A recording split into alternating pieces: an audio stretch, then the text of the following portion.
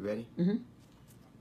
All right, that was Vivian Green Vibe. So, on another verbal Twitter onslaught, Donald Trump attacked both Don Lemon and LeBron James. And as always, the people of color, he seems to always intimate that they're not intelligent.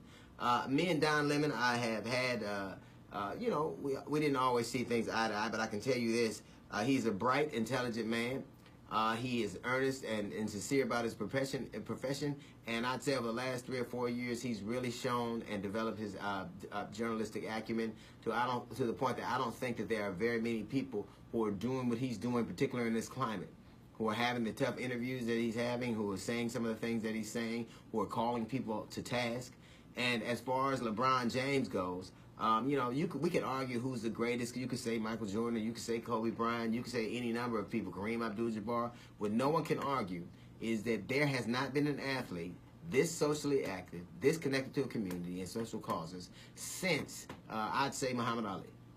I mean, Colin Kaepernick, obviously, too, but I'm talking about in terms of an athlete, a high-priority athlete. He is probably the most famous athlete in the world, and he's clearly connected to his community, and he's not afraid to take a stance and to take an unpopular stance, and he's always seemed to be that way.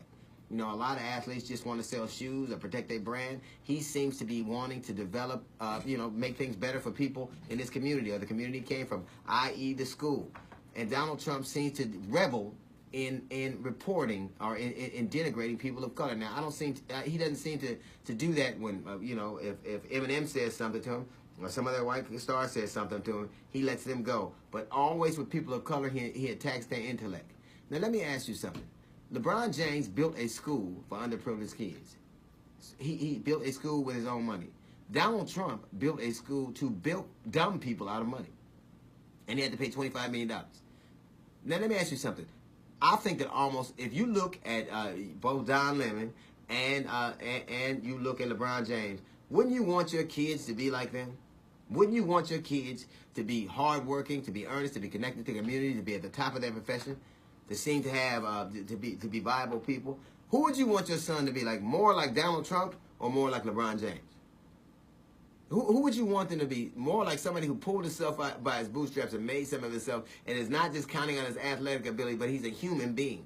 He's a human being who's connected to humanity and doing things out of the goodness of his heart.